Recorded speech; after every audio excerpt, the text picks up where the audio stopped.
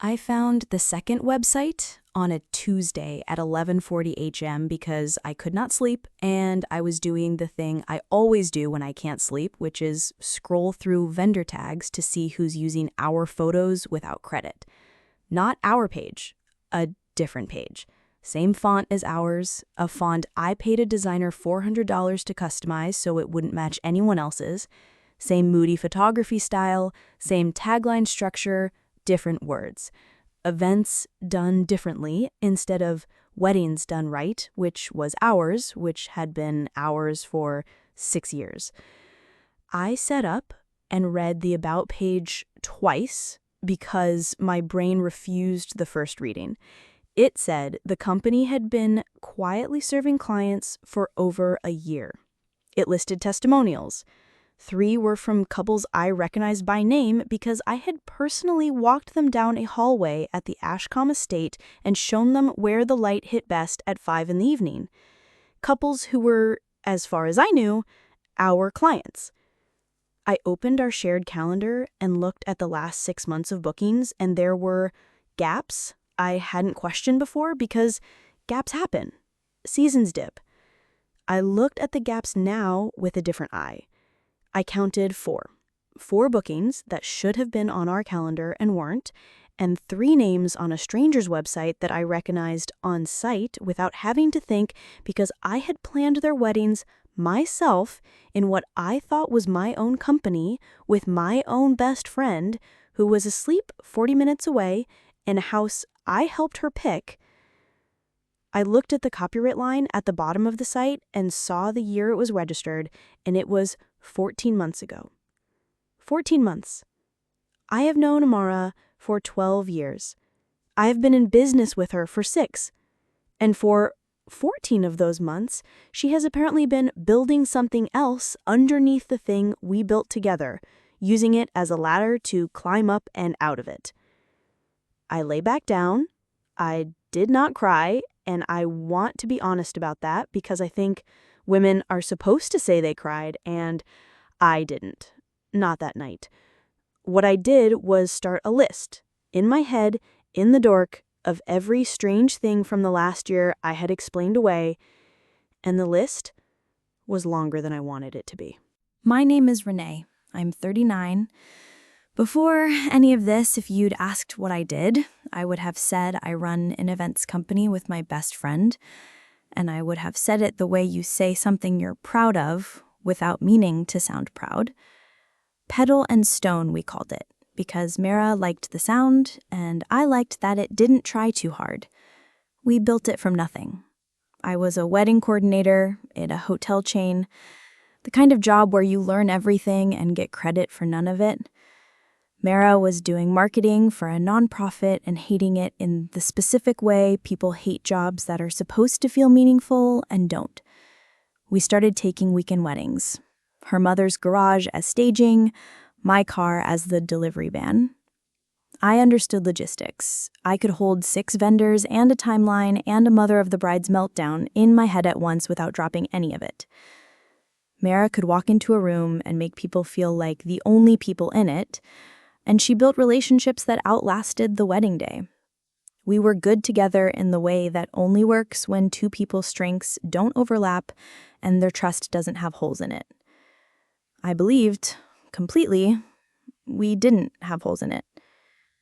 Before this, I was the kind of person who kept every system labeled and current because I grew up in a house where nothing was labeled, nothing was current, and I promised myself early my adult life wouldn't feel like standing in a room not knowing where anything was.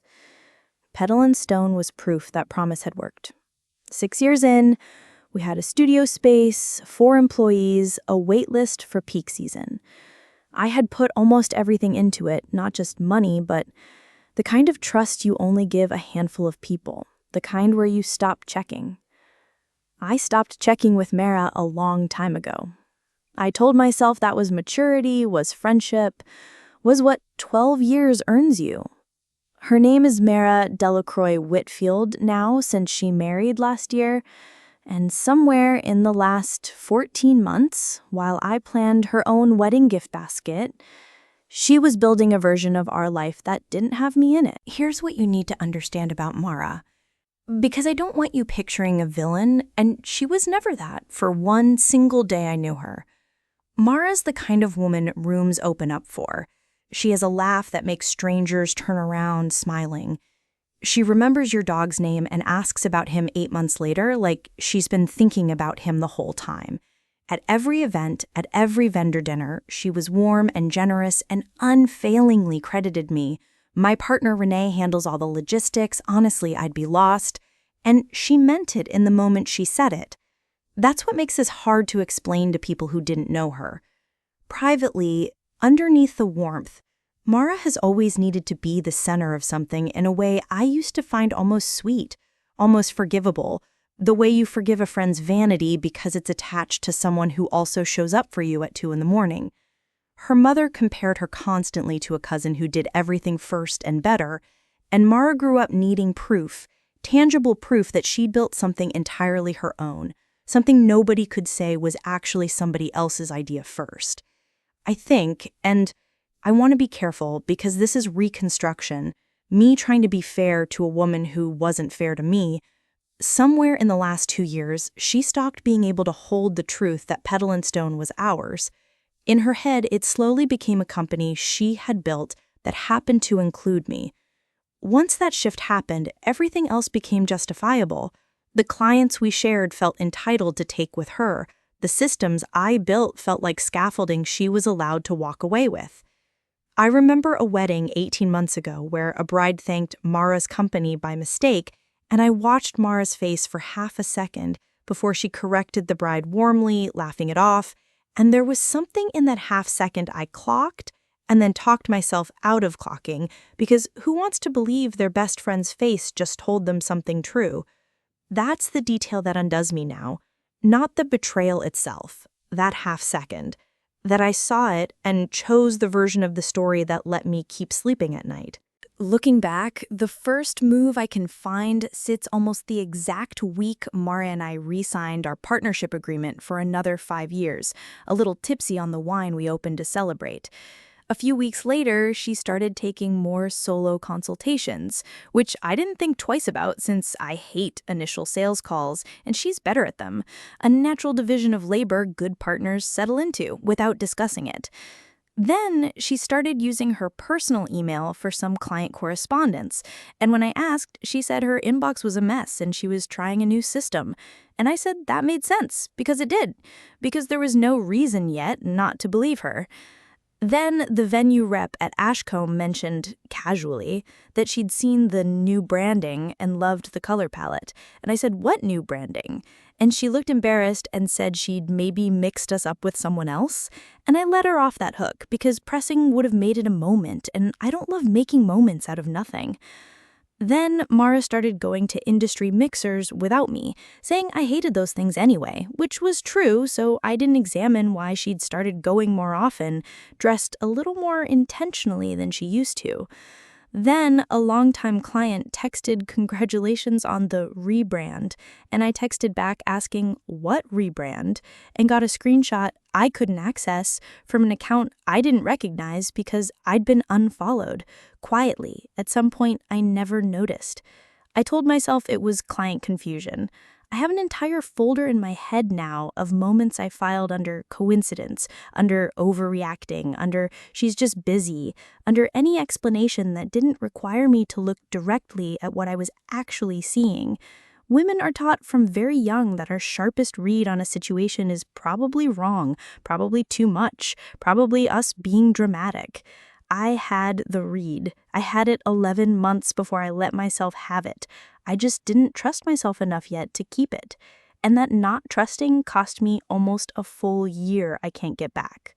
Around month 10, I stopped explaining things away. Not because I decided to, but because the explanations stopped holding the weight I was putting on them. I started, quietly, keeping my own notes. Not confronting anything, just writing things down the way you write down a symptom before a doctor's appointment so you don't forget it happened, so you don't talk yourself out of it later. The unfollow, the new email habit, the mixers, the venue rep's comment, an invoice that came back with a business name I didn't recognize as billing contact. I didn't act on any of it. I think for a while I was afraid of what acting on it would mean because Mara wasn't just my business partner. She sat with me in a hospital waiting room for 9 hours the year my father had surgery. She drove 4 hours to help me move out of a relationship I couldn't leave alone.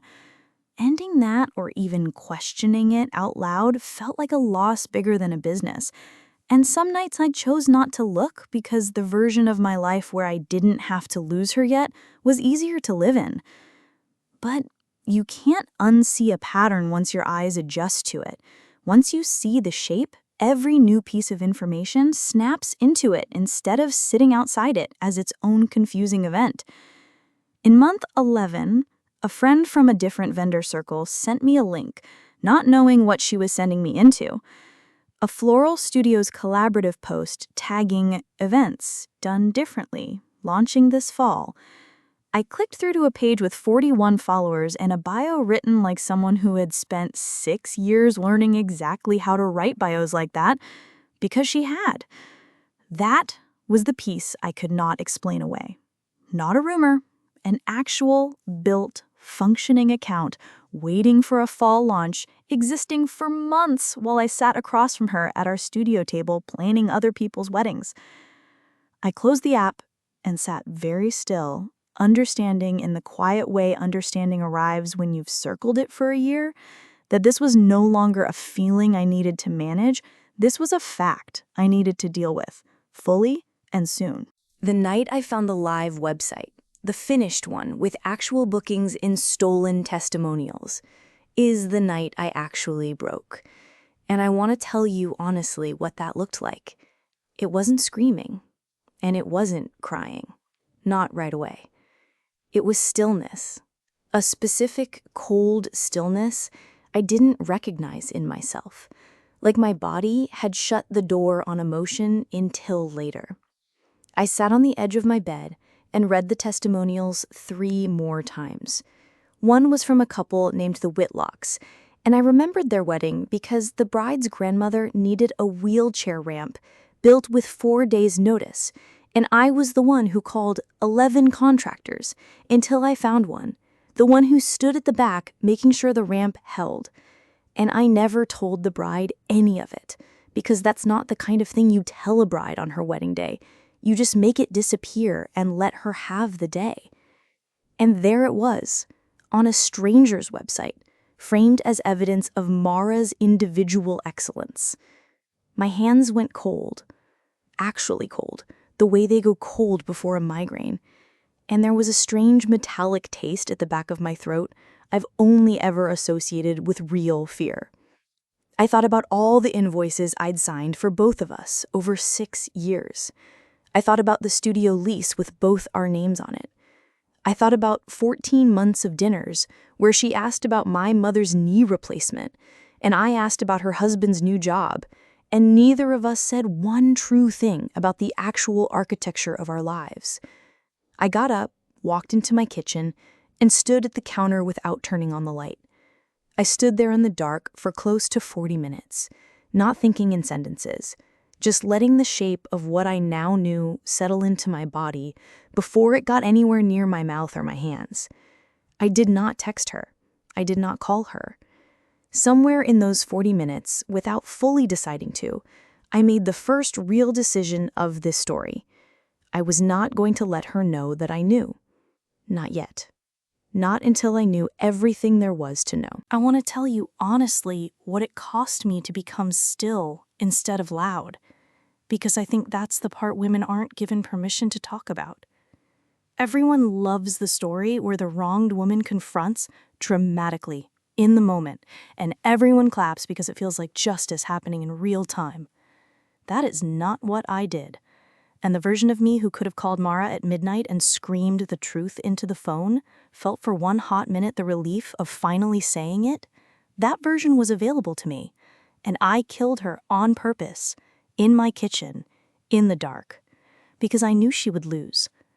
A confrontation with nothing but suspicion behind it hands Mara the exact tools she spent her life getting good with: the warmth, The reframe, the hand on my arm, and the eyes that genuinely believed their own reframe by the time it left her mouth.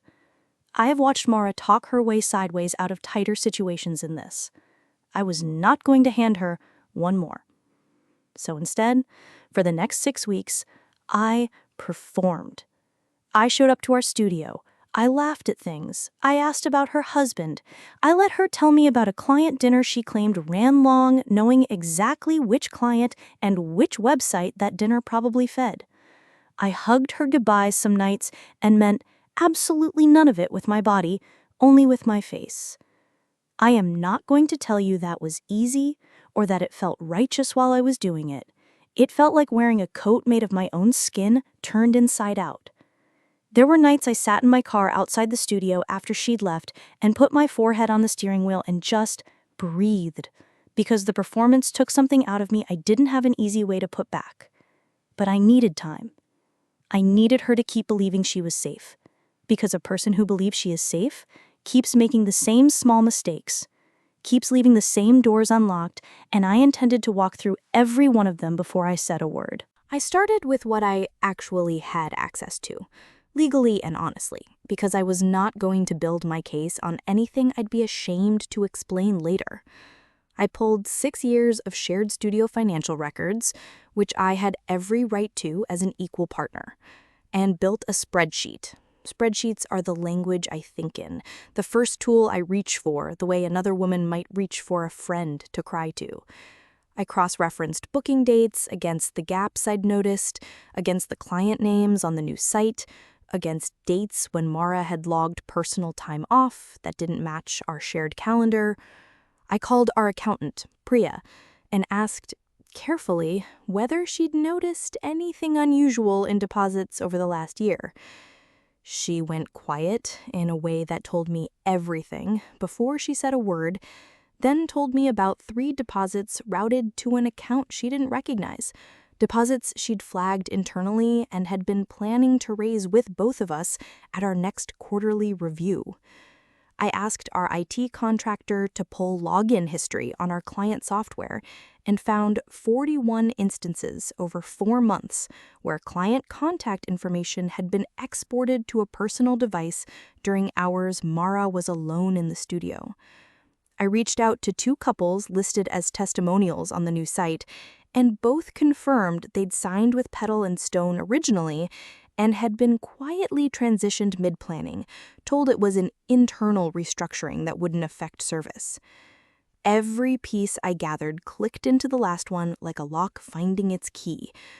By the end of 3 weeks, I had dates, dollar amounts, exported records, a paper trail of a business built inside the walls of the one I'd helped raise from nothing. The final piece was the lease itself, an amendment I didn't remember signing, granting Mara sole rights to the client database in the event of a quote-unquote partnership restructuring. She had been building her exit paperwork the entire time she was building her exit business. Nobody tells you the hardest part of getting even isn't the getting even, it's the keeping going while you're doing it, the version of your life that has to keep functioning on the surface while the real version happens underneath, entirely alone. During those weeks, I still had brides calling me at 10 at night in tears about a caterer who canceled, and I still had to sound like the calmest woman in the world because grief doesn't get to make you bad at your job. I went to my sister's birthday dinner during week 2 and sat through an entire meal being asked how the business was going, said really good, actually, and hated myself a little for how easily the words came out true, how quickly I'd become someone who could lie fluently to people who loved me because I'd had so much practice lying to the one person who used to know me best. I lost sleep in a specific textured way, not lying awake spiraling, but waking at 3 or 4 with my mind already assembling spreadsheet rows before I was fully conscious, my body treating this like a threat that needed monitoring around the clock. I grieved a version of myself I didn't fully understand I'd lost until it was gone. The version who trusted first and asked questions never, who didn't read a business partner's face for tells, who believed 12 years of history was proof rather than just history. I remember standing in the studio kitchen once, mid-performance, laughing at something Mara said, catching my reflection in the dark window behind her, not recognizing the calm on my own face, thinking distantly, there she is, the woman who can do this now, and not knowing whether to be proud of her or afraid of her. The honest answer, even now, is both. I did not talk to anyone about what I was doing during those weeks. Not my sister, not my mother, not the friends who would have dropped everything to sit with me. I still don't have a fully clean answer why, except that some part of me needed to carry it alone, because carrying it alone was the only way I trusted myself not to say something too early. There was one conversation I kept putting off, and it wasn't with Mara. It was with our landlord, Devin, who'd signed our original lease with us 6 years ago and who I knew would tell me the truth even if it was ugly, because Devin has never been a man who softens things. I put it off for 11 days because I think I already suspected what he'd tell me and wasn't ready yet to have it confirmed. When I finally called him, under the pretense of a routine lease question, I asked carefully whether Mara had approached him about transferring the lease or opening a second location. He was quiet a second, then said, "I figured you two had already talked about it." And my stomach dropped. Actually, physically, not a figure of speech. He told me Mara had come to him 4 months earlier, alone, asking about breaking the lease early to sign a new one under a different business name, citing internal changes she said I was aware of and supportive of. He told her he'd need both partners' signatures to formally dissolve the existing lease, which turned out to be the only thing that had kept her from moving faster than she had. That single detail recontextualized something from earlier in the story I hadn't understood the weight of. The amendment granting herself sole rights to the client database. It wasn't a standalone move. It was one piece of a 2-part exit she'd been quietly assembling for months, waiting on my signature. A signature she must have assumed she could get eventually, framed as some innocuous administrative update, the way she'd framed everything else that turned out not to be innocuous at all. Sitting in my car outside Devin's office, I understood she hadn't just been building a competing business in secret. She had been planning, at some point, to ask me to help her leave, using language soft enough I might not even notice what I was signing. The scope of it landed differently than the betrayal itself. It wasn't just that she'd lied. It was that she'd been counting this whole time on me trusting her enough not to read the fine print she buried in front of me. Once I had everything, the financials, the exported client data, the testimonials, the lease amendment, Devin's account, I finally let myself ask the question I'd been avoiding since that first Tuesday night. Why? Not the mechanics of what she'd done, which I understood completely by then, but the actual why. The human reason a woman does this to someone who sat in a hospital hallway with her for 9 hours. When I finally let myself sit with everything I knew about Mara, her mother, the cousin, the specific hunger she'd always had to prove something was entirely hers, the answer that assembled itself wasn't dramatic. It wasn't that she hated me or that I'd wronged her in some way I'd failed to notice. The answer was smaller than that, and worse for being small. She needed, somewhere in the last 2 years, to be able to say she built something alone, because some old wound in her had never healed, and Petal and Stone, no matter how proud she was of it, would always technically be a company she built with someone else. And at some point, that fact became unbearable to her in a way that had nothing to do with money and everything to do with a 14-year-old girl always compared to her cousin at every holiday dinner, never allowed to stop proving she didn't need anyone. I sat with that for a long time. It didn't make what she did acceptable. It didn't undo a single deposit or a single client she took without telling them the truth. But it took the story out of the shape I'd been carrying, where she was simply cruel and I simply hadn't noticed. and put it into a truer, sadder shape where a woman I loved had a wound so old she was willing to burn down 12 years of friendship rather than sit inside the discomfort of sharing credit for something good. The damage to me was enormous. The reason underneath it was almost pathetically small. This is the part nobody prepares you for, not the anger. The strange, quiet grief of understanding exactly why and realizing the why doesn't make it hurt less. It just makes it hurt differently, in a way I'm still learning the shape of. I asked Mara to meet me at the studio on a Thursday morning before either of us had appointments, told her I wanted to talk through some quarterly numbers, which was true in the narrowest possible sense. I brought a folder. Not dramatic, not thick, just a plain manila folder with printed copies of everything, because I wanted her to understand from the physical weight of it in my hands that this wasn't a feeling I was bringing her. It was a fact set. I sat across the same table where we'd re-signed our partnership 5 years ago and laid it out in order. The export logs first, then the deposit anomalies with Priya's notes attached, then the testimonials with the client confirmations beside them, then the lease amendment, then a summary in my own handwriting of my conversation with Devin. I did not raise my voice once. I did not ask her to explain herself because I already knew what an explanation from her would sound like, and I wasn't there for it. I said quietly I wasn't asking her to admit anything because the folder didn't need her word, only her eyes. I watched her face while she looked through it, watched the choreography I'd been braced for, the reframe forming behind her eyes before she'd even finished reading, her mouth opening twice like she was testing sentences before choosing one. I let her have the silence, which is not something that comes naturally to me.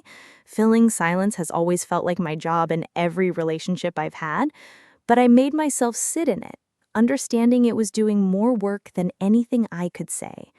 I told her one thing before I stood up, that I had already spoken with a business attorney, that dissolution would proceed through proper channels rather than the sole rights amendment she'd quietly added, and that Priya had already flagged the deposit anomalies formally, which meant this was no longer a conversation between the two of us. I stood, closed the folder, and left before she said a word back, because whatever she said in that first raw minute would be reflex, not truth, and I already had everything I needed from her. She called me 4 times that day and I didn't answer. She texted, and I want to tell you honestly what the text said because it matters. There was no, "You're right, I'm so sorry." There was, "I think you're misunderstanding the timeline of some of this, and I never meant for you to feel blindsided." And on the third text, "I think we need to talk about how you're framing this before it becomes something we can't come back from," which is not an apology at all. It's a warning dressed up as vulnerability, and I recognize the dressing because I'd watched her put on that exact outfit for other people for 12 years, just never for me. She showed up at my apartment 2 days later, and I let her in. Because I wasn't afraid of her, I was just finished performing anything for her. She cried, and I believe the crying was real. I think part of her was genuinely grieving the friendship, while another part was still, underneath the tears, calculating how much of the business she could still walk away with. She said, "I never meant to hurt you," more than once, and each time I thought about the 14 months, the exported records, the amendment she'd never mentioned, and understood that I never meant to hurt you, and I did this on purpose repeatedly for over a year were both true at once in the way people hold two true things that don't fit together and never look directly at the seam. She did not confess cleanly. She never once said the words, "I stole from you." She used words like restructuring and misunderstanding, corporate language for something with nothing corporate about it. It was personal, a betrayal with a face I'd loved for 12 years. But something shifted in that room, permanently, and I felt it happen. Not her confessing, me sitting across from her, watching her reach for the reframe one more time, feeling, for the first time in 14 months, completely unmoved by it. That was the moment something ended. mid-sentence, when her explanations stopped having any power over what I already knew. The partnership dissolution took 4 months and cost more in legal fees and lost momentum than I want to say out loud, even now. I kept the studio. I kept most of our client list once people understood what actually happened, which most of them did, quietly without me needing to campaign for it, because good clients notice when the person who did the work is the one still showing up. Mara's new venture survived, technically, smaller than she'd planned on without the reputation she'd been counting on borrowing from ours. I don't check on it. Not checking took real discipline in the beginning, and now most months doesn't take any at all. Here's what the win actually cost me, underneath the legal fees. I lost the specific, easy trust I used to extend to people by default. The trust that let me not read fine print, not double-check a friend's story, not clock a half-second look on someone's face and choose to unsee it. I don't know if I'll fully get that back, and some days I think I don't want it back because it made me easy to move around inside of. I lost the version of my Tuesdays that used to include a call to Mara for no reason at all, which I didn't realize until it was gone was one of the steadiest small joys of my week. I lost 12 years of a story I used to tell about myself, the one where I was good at reading people, where my instincts were reliable, where the people I let all the way in had earned it. I had to rebuild that story with a harder, more careful version of myself inside it. One who checks the fine print now, on everything, always. And I'm not going to pretend she's worse, but she's colder. And I miss, sometimes, being warm by default. Would I do it again? The folder, the silence, the 6 weeks of performance? Yes, without hesitation. But I understand now what that yes actually costs. And I don't think you can understand it until you've paid it yourself. Standing in the middle of it, needing to become someone new, just to survive being right about what happened to you. I still work out of the same studio, the one with the table where we re-signed our partnership 5 years before I laid a folder down on it and ended it for good. I kept the table on purpose. People ask if that's strange, working every day at the site of the worst thing that ever happened to me professionally, and I tell them the truth.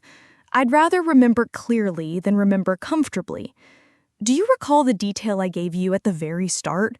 The phone put back exactly where I found it? The walk into the living room? The smile? I want to tell you what that smile actually was, because I don't think I explained it honestly enough at the time. It wasn't triumph. It wasn't even anger yet. It was the specific, terrible calm of a woman who has just understood she is now permanently the only person responsible for protecting herself, and who has decided in that same instant she is entirely capable of doing it. I think about that smile a lot now, because I've come to understand it wasn't really about Mara at all. It was about me finding out at 39 what I'm actually made of when nobody is coming to hold the folder for me. I don't know if Mara and I will ever speak again in any real way, and I've made a kind of peace with not knowing. What I do know is this, and it's the only truth I have left to give you. The people capable of the coldest betrayals are almost never the ones you were watching for. They're the ones who already had the keys, who you handed the keys to yourself a long time ago, back when handing over your keys still felt like the safest thing in the world. I don't regret giving Mara mine. I regret a little how long it took me to notice she'd made copies. But I am not the woman who didn't notice anymore. And some nights that feels like a loss, and other nights it feels like the truest thing I've ever built. Either way, it's mine now. Just mine.